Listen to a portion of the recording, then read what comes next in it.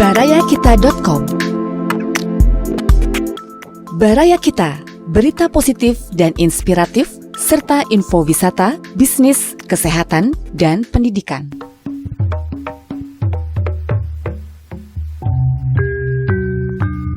Baraya, wilujeng petepang dina acara Dongeng Sunda garapan Abah Iskandar. Wilujeng ngadangukeun.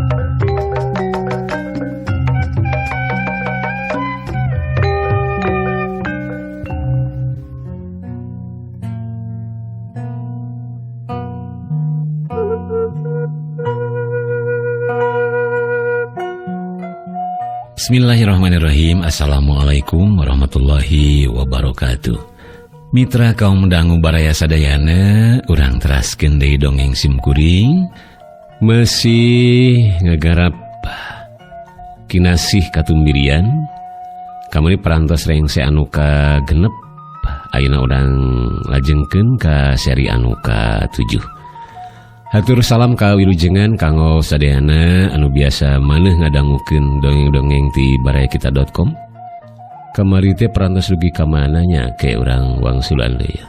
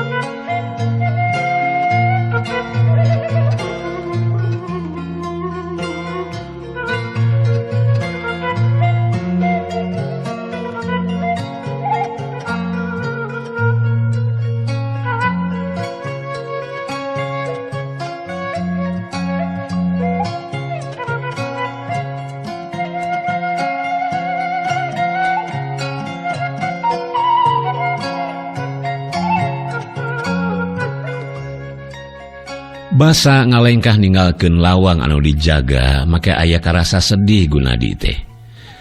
Ngan buru-buru kumanehna disieuhkeun deui. Aing kudu inget, jalan sorangan teh masih keneh ngemplat panjang. Ceuk gerentesna. Naon anu ngalantarankeun aing ayeuna bebas? Saha anu ngasongkeun jaminan tapi ka bisa kieu? Nah aya faktor naon di satu kangeunana? Pertanyaan-pertanyaan kawas kitu minuhan utekna. Tur teu manggihan jawaban anu eces bule hideungna. Eta oge aya ari kalemeng jawaban mah. Anu jolna tina dirina sorangan keneh. Moal kitu buntari anu ngalantarankeun aing bebas teh. Sigana mah nya, tapi naon maksudna manehna narekahan sangkan aing bisa bebas. Nah rek nemongkeun kamampuan jeung kahebatan dirina. Tapi ka pantar Gunadi oge kumanehna bisa dibebaskeun tina tahanan.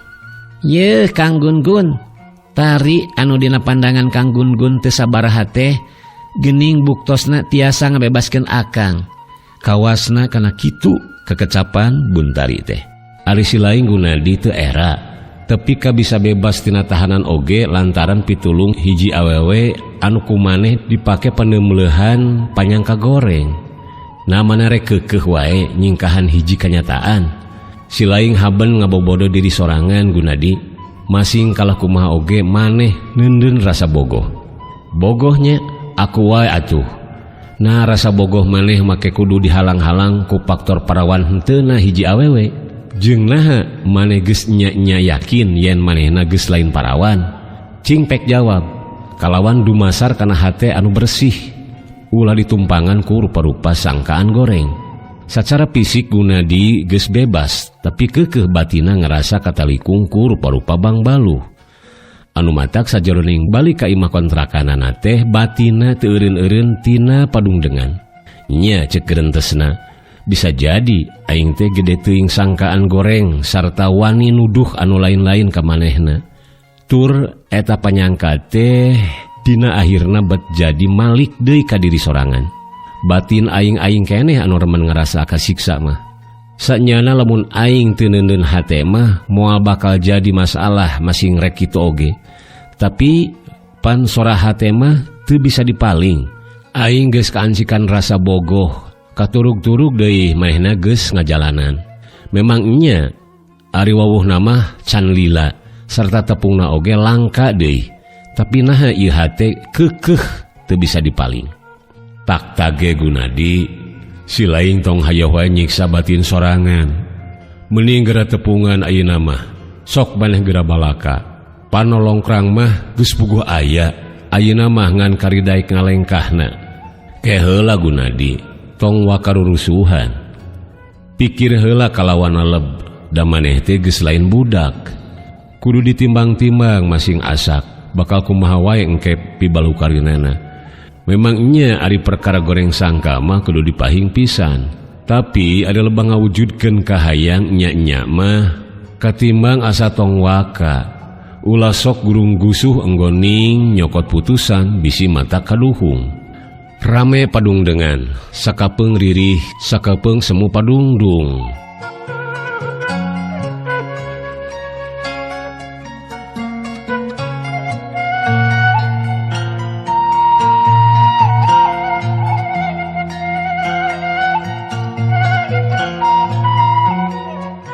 Barang jol ka pamatuhanana Gunadi pada ngabageakeun. Teu kurang anu heraneun oge. Dumeh manehna bisa bebas ayeuna, bari jeung taya iber heula ti samemehna. Jendela kamar nyablak dibukakeun, ngarahawa seger asup ka jero. Lantaran aya mingguna ditinggalkeun. Hawa di jero kamar karasa camewek. Untung teu heula kenteng anu nyorosod geus dibenerkeun. Cacak lamun teu kitu, piraku teu ngagarajag kana luhureun rak buku. Mangkani hujan terus-terusan. Kasur jeung angel karasa cebrek. Kitu deui simutna. Anu matak buru-buru ku manehna dikaluarkeun. Keun sina kasebrot ku wadon poe. Mitra kaum dangu, tatanggana anu sarua pada ngontrak kamar di dinya cuhcih marantuan. Kedah nama numpeng. Cek tita anu ngesian kamar di loteng. Atuh ku tita we pangnumpengkeun. Kining ti payun oge tumpengna meuni raos. Sakenteun deui kanggo balanja ka pasarna oge ti tita. Tuh, pan hebat, moal kapalang kan gun-gun mamuji teh. Omong Gunadi. Ah, si akang mah piraku ti tita, tembalna. Mohon, da akang mah teu gaduh artos. Anu wangsul ti tahanan teh pimanaeun tiasa nyawigkeun artos kanggo numpeng. Urang udunan we atuh, omong Nurul.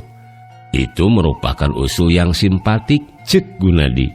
Tah, ieu ti abdi bari ngasongkeun duit. Mas, sabaraha bade nyumbang kanggo numpeng? Tah, nya Mas Tarno kamari neme kengeng wesel.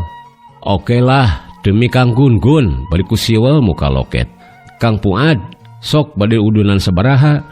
Wah, atuh ayeuna mah keur boke. Rek udunan daharna we. Temal Puad bari seuri. Yeay, tegalu ka isin.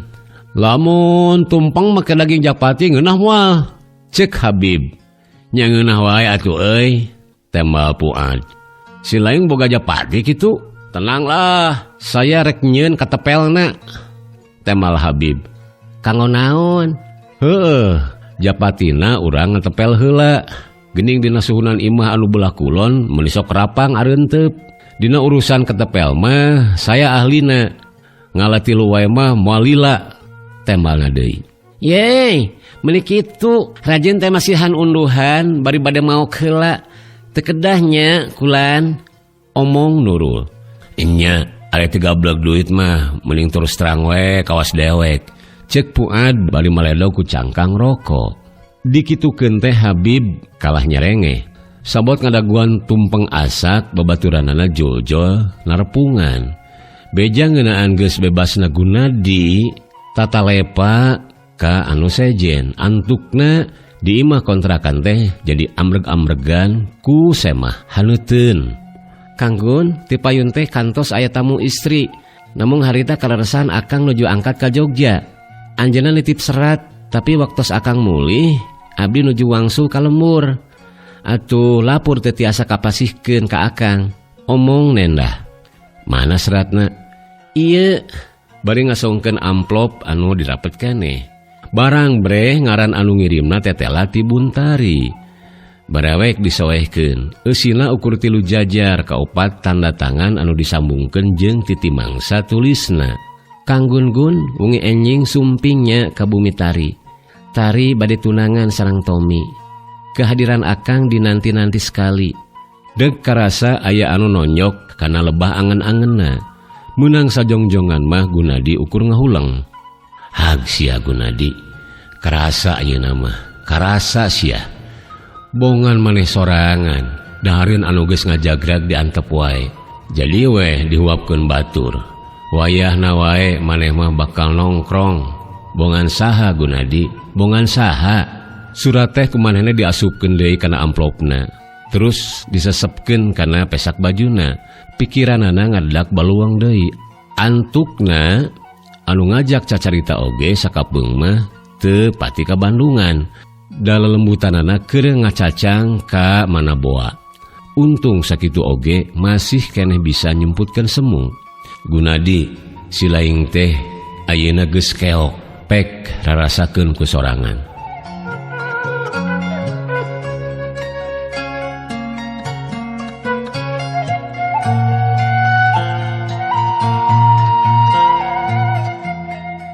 Mitra kaum dangu, geus 2 poe Gunadi aya di lemurna, ti ditu nama itung-itung ngabang berangkeun.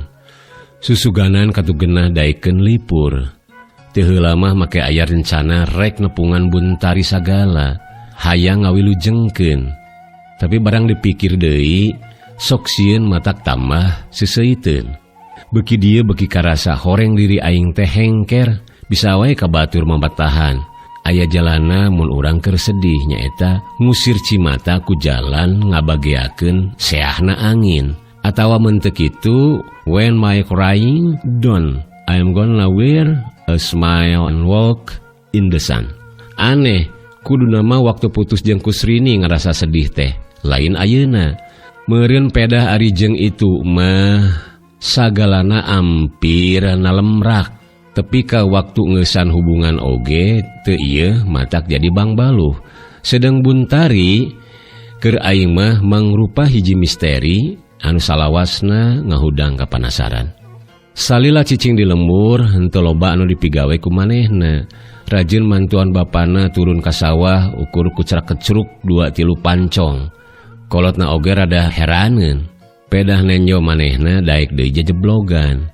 Da tila heula mah sangeus sakola di kota tara make pirajeunan. Atuh ku kolotna oge tara ieu dititah leuletakan deui.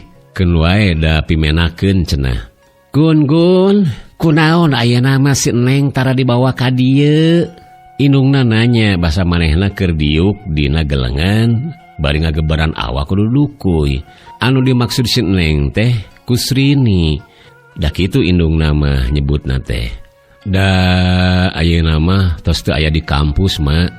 Sakolana tos tamat, teras ditugaskeun di tempat anu kawilang tebih. Tembal Gunadi. Atuh geus jadi doktornya? Omong bapana. Tuh geuning, batur mah anggeus sakola teh. Dikitukeun teh Gunadi ukur ngahehe. Rumasaeun tuda manehna mah can anggeus-anggeus. Boro tadi nama ku emas sok da arep-arep datang jeung maneh komo lamun kabeneran di kebon keur usum suung. Sok hayang teuing Seneng datang, da geuning kabeukina pisan. Teu heula mah tepi ka meunang saayakan suung bulan teh. Adadek dikirimkeun ka Bandung, datang tuna oge bakal buruk di jalan. Engke deui mah bawa si Neng teh. Heueuh, urang pentes kabisana sina ngubaran cangkeng apa. Jeung tibatan haben bulak-balik wae ka dayeuh ngadon Ratama, mending doktorna sina datang ka dieu. Bapakna mairan. Ari urang kunaon leuwir nyawah teh Pak? Gunadi nyalengorkeun obrolan. Bisi kolotna kataterusan nyaritakeun Kusrini. Heueuh, da teu kagarap. Yeuh, Gun, ayeuna mah hese neangan anu daekeun buburuh macul teh. Pangeusi lemur urang loba anu arinit ka kota. Nyiar pakulian. Sabab cenah di ditu mah buruhanana kahitung lumayan. Da jeung nyana deui, hirup ukur ngandalkeun tina ngabelug mah geus selain usumna deuleu. Lantaran moal pimahieun. Bar hutang hirup sapopoe zaman ayeuna teh teu cukup ku duit saeutik. Teu ngarti dekah cenah jalma anu palinter teh beuki loba, tapi naha euy, beuki dieu kate nyote-nyote jadi leuwih loba anu ripuh. Hahargaan hampir saban poe ting tarekel. Geura eta harga gemuk pabrik. Nah da mali geus jauh pisan undakna. Ari harga pare rek ngarangsol saeutik ge meuni seuseut seuat. Omong bapana. Untung urang mah kabanya-banya ku cengkeh. Cacak mun teu kitu mah hese ngagilir-gilirna. Inungna mairan. Gunadin teu nyarita kalah kek kana doran. Terus ngoerkeun jarami sinarada ngampar. Ngarah ka keueum. Usum ayeuna teh sawah boga kolotna karek dipacul. Sedang batur mah geus aya anu ngangler. Nya kaboler ceuk grentesna. Ngabandungan caritaan kolotna bieu, Gunadi ngerasa boga dosa. Dumeh manehna can bisa ngarengsekeun sakola. Padahal kolotna teh sakitu ti hot-hat neangan pangupah jiwa. Komo geura ngabandungan apa? Sakitu tos ripuh oge anger maksakeun molah sawah. Tuda meureun taya anu bisa diandalkeun. Komo de ayeuna mah neangan anu daekeun beburu jajablogan tina leutak teh geus hese. Karena bangkar sawah teh lamun teu digarap ku sorangan mah. Ari aing ngeunah-ngeunah we hirup di Bandung, barejeung pancen utama mah teu rengse-rengse. Da kalalanjoan teuing ngagugulung pangaresep. Bata nomplokeun waktu pikeun ngagarap skripsi, aing kalah abrut-abrutan nguruskeun demonstrasi. Aing toh-tohan ancrup kana rupa-rupa kegiatan anu diantarana cenah mangrupa lahan perjuangan pikeun nanyirkeun keadilan jeung kabeneran. Tapi meh bareng jeung eta, aing ngaluli-luli harepan kolot sorangan. Anu saenyana mah sapopoena ti suksruk ti dungdung neangan kipayah. Gunadi unggah kana galengan anu ngawates jeung sawah boga batur. Beh kalangkang dirina dina cai. Tah eta Gunadi diri silaing nu teu boga rasa rumasa teh.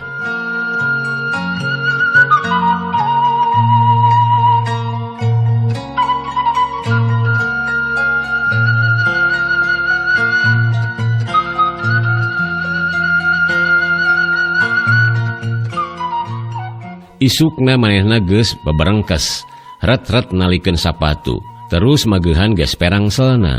Reka Bandung ayeuna wae Gun? Bapana nanya. Sumuhun Pak, kumaha atuh? Macan bisa mekelan keur waraga di ditu, ceuk indungna. Sawios asal aya kanggo ongkos abdina oge moal lami. Paling ukur 3-4 dinten pami di ditu nantos beres mah bade enggal-enggal deui wangsul. Ari sakola kumaha atuh lamun ditinggal-tinggalkeun kitu mah? Pan abdi mah tos rengse kantu nyusun skripsi. Maksud teh tugas abdi bade dipidamel di dieu supados teu seueur gangguan. Pangna abdi wangsul oge mung bade ngabantun mesin tik sareng bahan-bahan sanesna supados teu kedah wangsul-wangsul ka Bandung. Nya syukur we atuh. Meureun ari maneh aya di dieu mah bisa-bisa mantuan apa. Komo minggu hareup mah sigana rek ngamimitian mupu cengkeh. Tuh, ban maneh bisa mantuan. Omong bapana.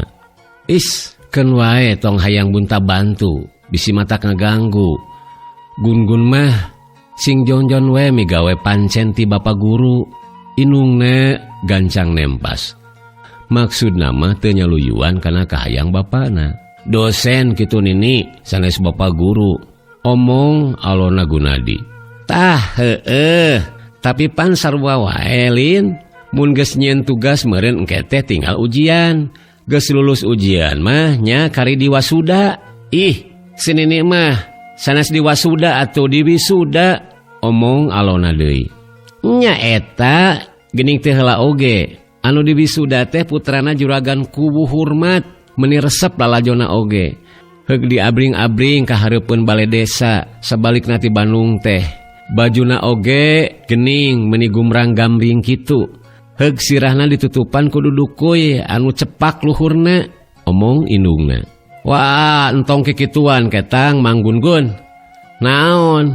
Anak palurah mah kampungan. Alona na Malang. His, ari nyarita teh sok sangeunahna si laing mah.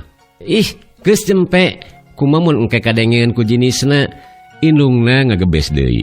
Gunadi ngan ukur nyerenge. Anu kacipta ku manehna teh lebah diabling-abling urilingan lemur. Bari memake keneh toga.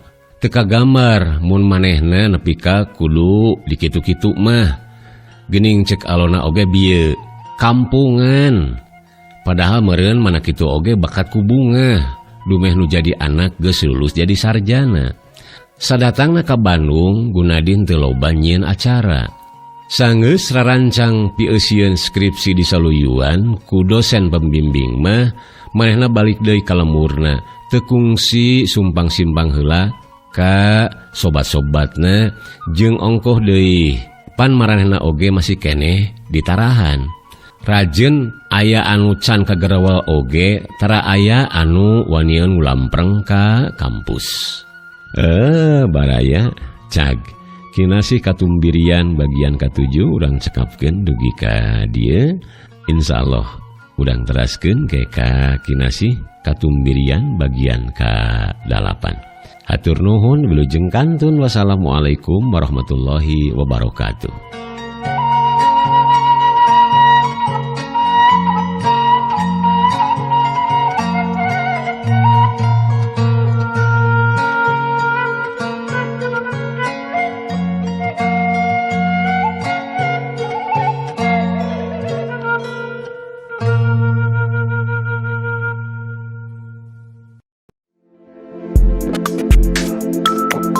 Barayakita.com. Baraya Kita, berita positif dan inspiratif serta info wisata, bisnis, kesehatan, dan pendidikan.